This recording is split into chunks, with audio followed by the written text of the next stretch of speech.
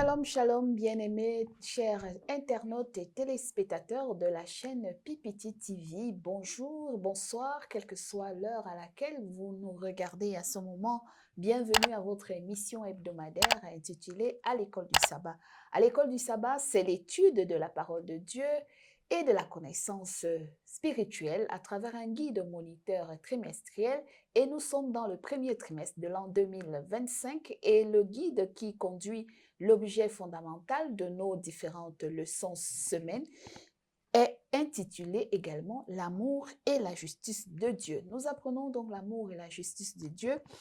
En quoi cet amour nous est-il important et pourquoi il nous faut connaître l'amour de Dieu et le fondement de cet amour et de sa justice, pour qui, en faveur des êtres tels que nous sommes, et comment nous revêtir de cet amour également pour la transporter autour de nous. Leçon 4 donc de ce premier trimestre de l'an 2025, le titre de la leçon de cette semaine est « Le Dieu passionné et compatissant ».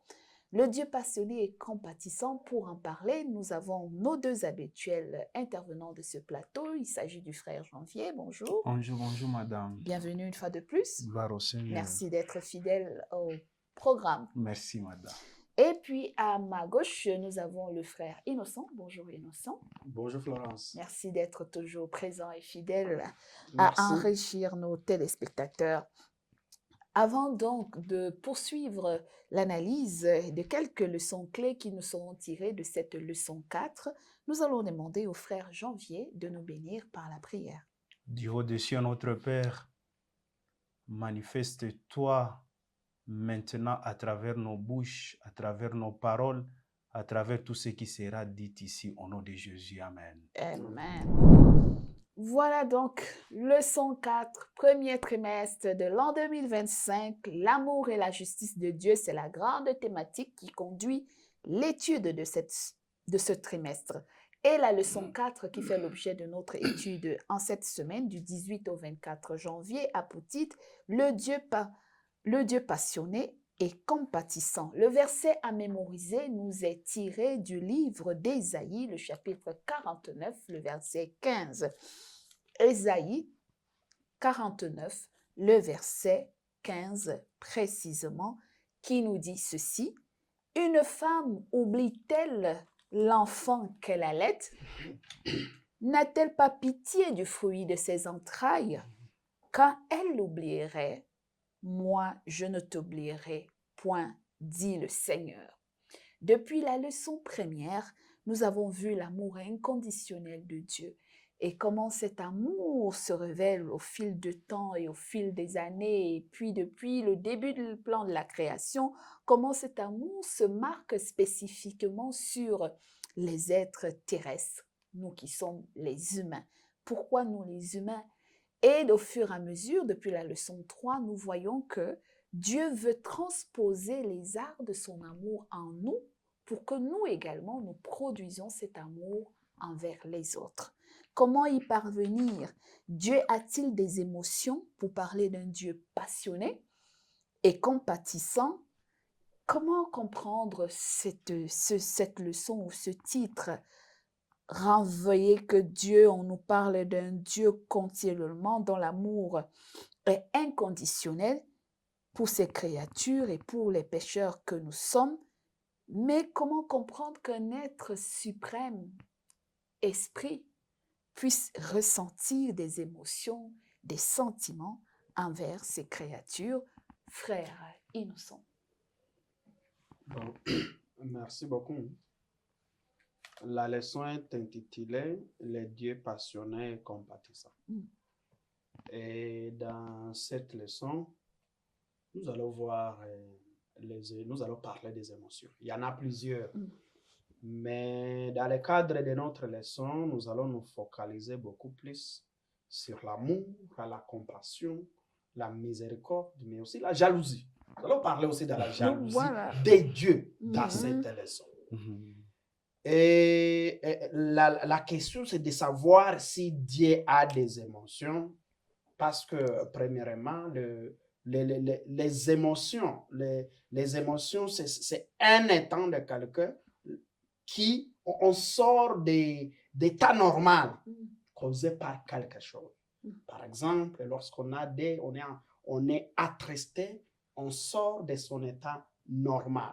Lorsqu'on est affligé ou on est énervé par quelqu'un, on a de la colère, on sort de son état normal. Et des fois, lorsqu'il faut agir dans cet état, on risque de ne pas bien agir conformément à ce qu'on devrait prendre comme décision lorsqu'on est dans son état normal.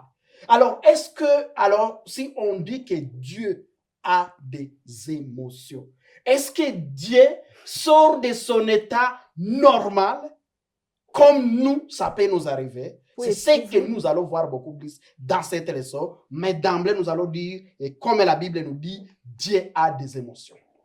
Ah, ok, parce que la version numérique de l'étude parle d'un Dieu plein de passion et de compassion.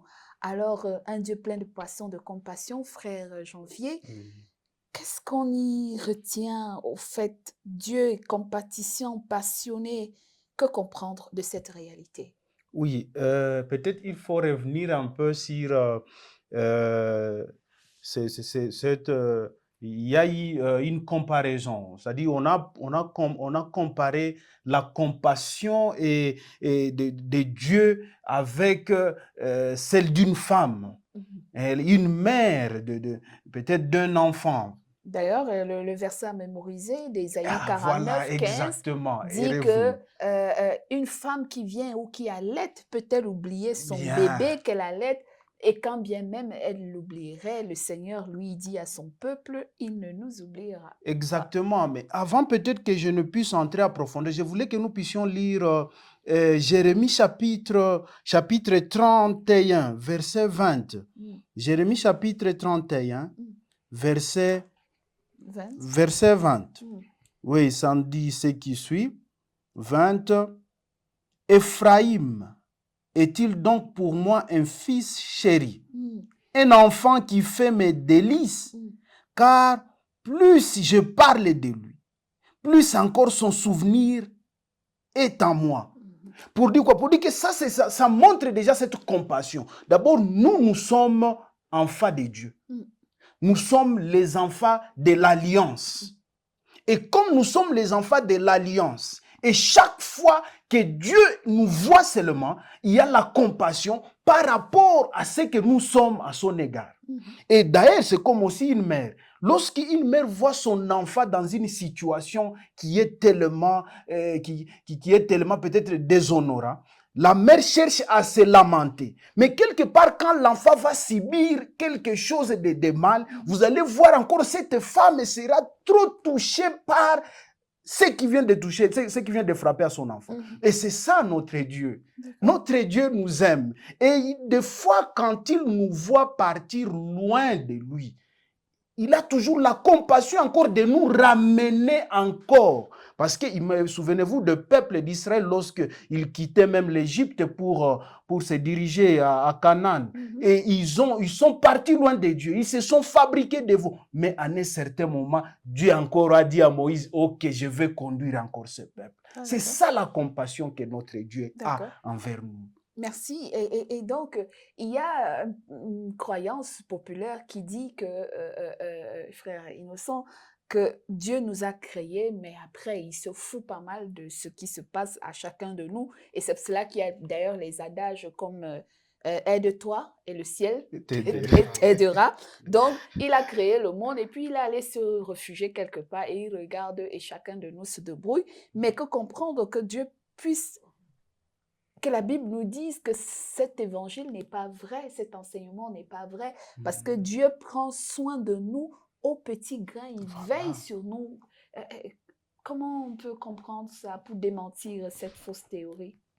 Bon, merci beaucoup. J'ai posé dans ma première intervention sous forme d'une question, d'abord en expliquant les émotions de Dieu. Et même le concepteur de la leçon, il a dit les émotions débridées peuvent être problématiques. Là, à la fin, on dit l'amour de Dieu. l'amour de Dieu soit parfait, il ne doit pas être considéré comme identique aux émotions telles que les humains le ressentent. Alors, je vais expliquer.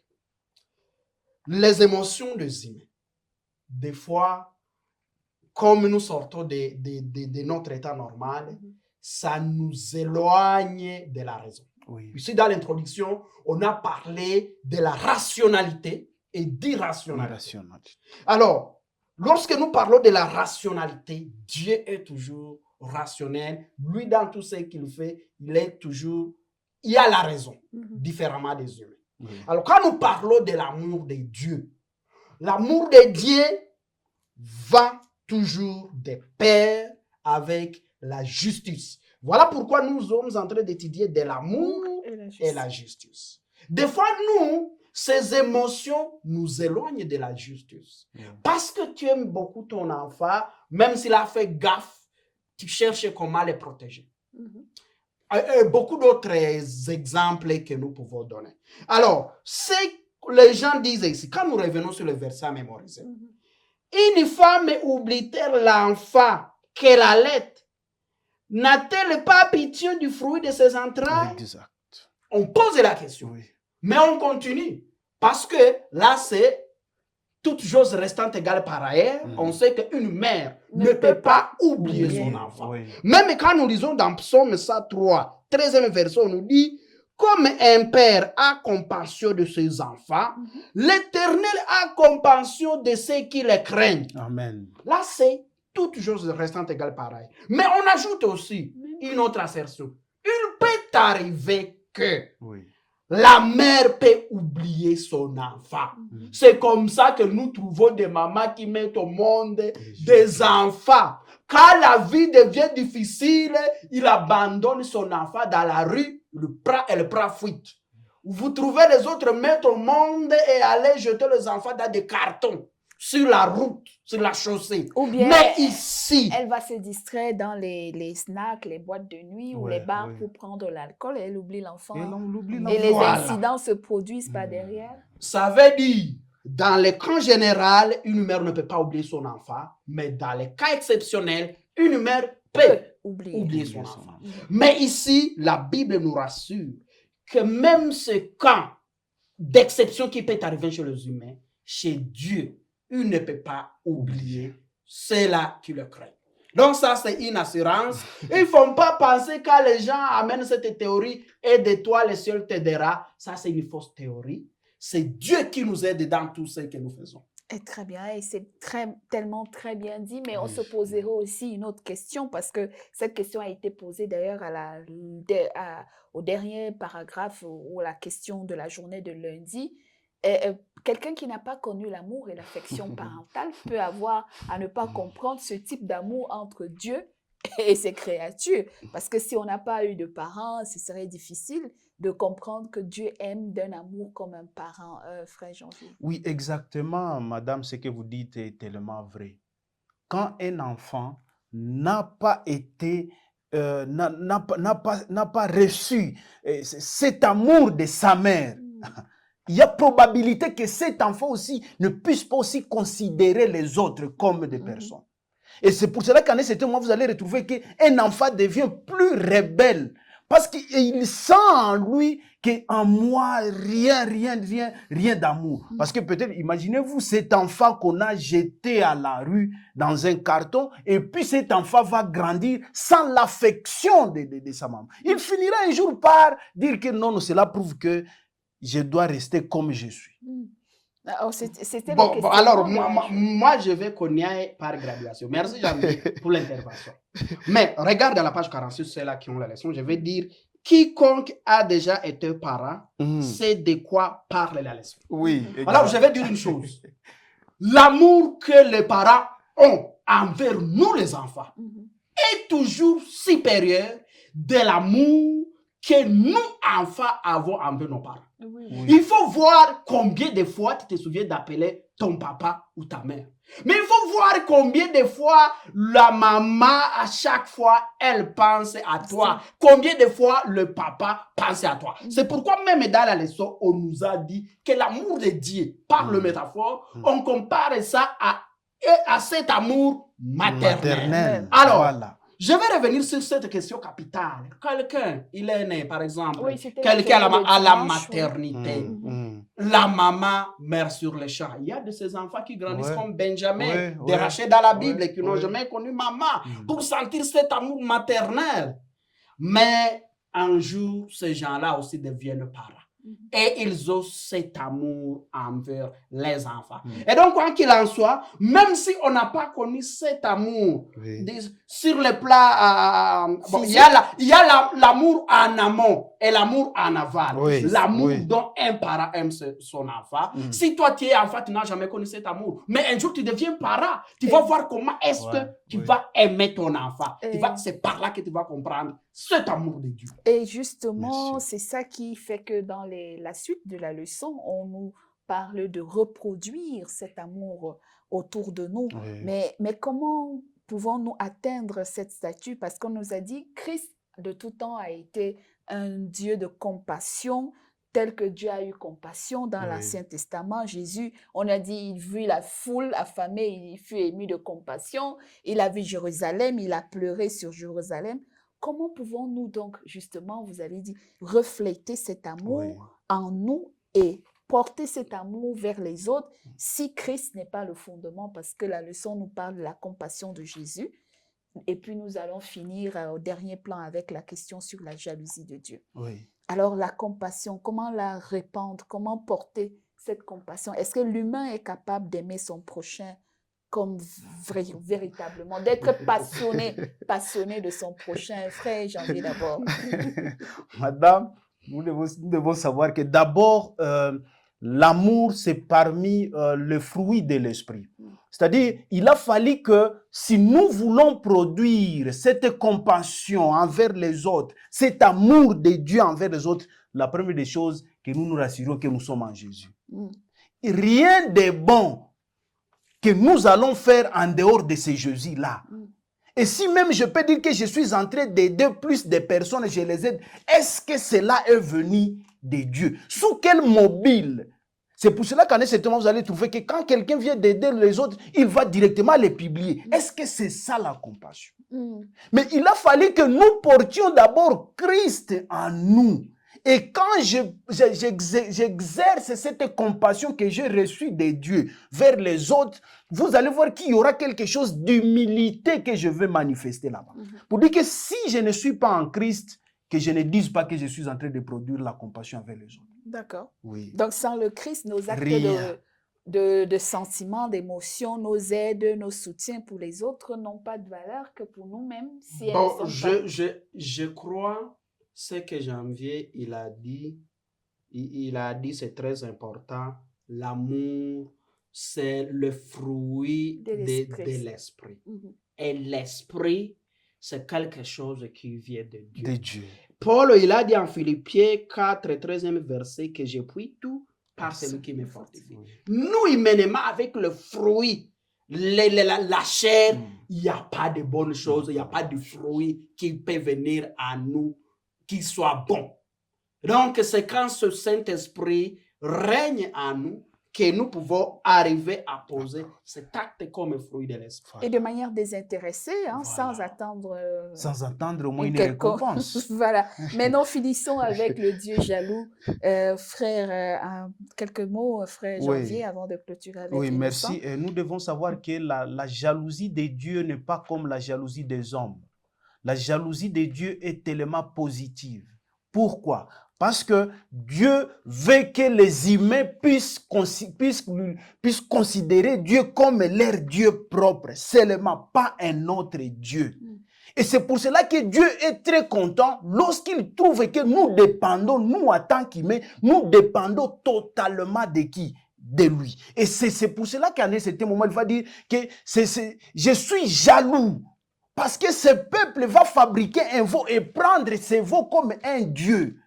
Et de là, Dieu est jaloux. C'est-à-dire, la jalousie de Dieu, c'est la jalousie qui aimerait seulement nous amener. C'est la jalousie qui est pour notre intérêt d'abord.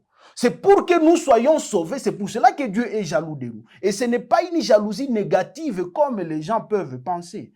Dieu a besoin seulement qu'il soit considéré comme le seul vrai Dieu pour moi. Et souvenez-vous même, par exemple, de l'histoire de Nebuchadnezzar qui disait que c'est moi qui ai bâti tout ça. Et il voulait juste s'approprier la gloire de Dieu. Imaginez-vous ce qu'a été la réaction de Dieu. C'est-à-dire que Dieu veut que lui-même soit Dieu. Il veut qu'il puisse nous trouver, nous, en tant que ses créatures, dépendantes de lui. D'accord. Oui. Donc, n'est pas un autre Dieu devant ma face, frère innocent pour finir. Oui, mais merci beaucoup. La jalousie de Dieu, comment la comprendre? Nous allons lire des versets. Le premier verset, c'est Deutéronome 4, 24. Le deuxième verset que nous allons lire, c'est 2 Corinthiens 11, deuxième verset. Alors, le premier verset de Deutéronome nous dit, 24e verset, car l'Éternel, ton Dieu, est un fait dévorant, un Dieu jaloux. Alors, 2 Corinthiens 11, deuxième verset nous dit, car je suis jaloux de vous d'une jalousie de Dieu, parce que je vous ai fiancé à un seul époux pour vous présenter à Christ comme une vierge pure. Alors, la jalousie d'abord. Quand on parle de la jalousie, que ce soit cette jalousie de Dieu ou la jalousie que les gens, des hommes, il y a quelque chose qui fait mal au cœur. Oui. Alors, la jalousie des hommes, c'est quand je vois mon frère Janvier prospère et quelque part, on compare ça à l'envie. Oui, oui. J'envie ce que Janvier a et je commence à développer un sentiment de haine chez moi. Oui. Ça, c'est la jalousie même. Mais la jalousie de Dieu dont on nous parle ici, on a comparé beaucoup plus entre l'amour dont on a entre mari à son épouse. Un mari qui soit normal, qui ne va pas voir un autre homme courtiser ton épouse et regarder cet homme comme un ami. Voilà la jalousie dont on nous parle. Et lorsque nous devenons infidèles, nous allons auprès d'autres dieux. Nous avons des choses qu'il faut assez que Dieu dans notre vie ne soit pas à la première place. Nous devenons infidèles et Dieu est jaloux de ça. Il a besoin que nous lui restions fidèles, le reconnaître comme notre seul Dieu et l'unique Dieu dans notre vie. Voilà. Merci bien pour ces riches partages et ces informations. Certainement pour nous faire comprendre que Dieu n'aime pas quand on lui donne, on le met en seconde place dans notre vie. Exact. Il voudrait occuper la première place, comme nous aimons avoir les premières places dans nos relations entre mari et femme ou entre parents et enfants. Et oui, pour achever donc cette étude, je voudrais lire avec vous un commentaire de la journée de jeudi qui nous appelle justement à construire notre amour comme celle de Dieu. L'une des questions fondamentales qu'a posé le moniteur, c'est « Mais combien de fois cherchons-nous à devenir ce genre de personnes envers les autres? Nous ne pouvons pas nous rendre patients et gentils. Nous ne pouvons pas nous empêcher d'être envieux, vaniteux, grossiers et égoïstes. Nous ne pouvons pas rassembler en nous-mêmes un amour qui excuse tout, croit tout, espère tout, supporte tout et qui ne périt jamais. Un tel amour ne peut être illustré dans nos vies qu'en tant que fruit du Saint-Esprit. Donc, Dieu nous appelle par la grâce de son Esprit Saint à épouser ce caractère parce que sans ça, nous ne pouvons pas produire de la compassion et de l'amour ou de la passion pour les autres. Donnons donc la place à Dieu comme il le désire, la première place, son royaume et sa justice en nous, et nous produirons l'amour qu'il a pour nous envers les autres. Parce que d'ailleurs, dans le livre de 1 Jean ou 2 Jean, l'apôtre Paul dit que tu ne peux pas aimer Dieu que tu ne vois pas et détester ton frère que tu vois. Et si nous sommes toujours en train de nous porter les envies et les haines, les animosités et les calomnies autour de nous, même dans nos communautés religieuses, nous nous portons des calomnies, des haines, des luttes, des batailles. Et nous parlons tous que nous sommes réunis au nom de Dieu et que nous produisons malheureusement ces œuvres. Ça veut dire que véritablement, l'amour de Dieu n'est pas encore ou n'a pas encore pénétré nos esprits et nos âmes. Prions le Seigneur afin qu'il nous transforme par son amour et que nous produisons la véritable compassion et la passion de Christ autour de nous. Que le Seigneur nous bénisse. Nous allons demander au frère Innocent de nous bénir par la prière. Prions. Éternel est notre Dieu. Dieu est miséricordieux, riche en bonté, lent à la colère. Nous venons de t'écouter nous parler, nous rappeler que tu es un Dieu passionné, compatissant envers nous. Permets, Seigneur, que ton Fils, cet amour qui a fait à ce que tu puisses envoyer ton Fils pour être crucifié sur le calvaire, afin que nous soyons sauvés, cet amour puisse nous animer à te mettre à la première place dans toute notre vie. Au nom de Jésus, amen. Amen. Merci, donc vous nous avez écoutés. Si vous aviez été avec nous tout au long, c'était donc l'étude de la leçon 4 de ce trimestre dont le thème était le Dieu passionné et compatissant ou le Dieu plein de compassion ou de passion. Merci de nous avoir suivis. Rendez-vous à la semaine prochaine. Plaise à notre divin Père. N'oubliez pas de vous abonner, de liker et surtout de partager la vidéo autour de vous. Au revoir.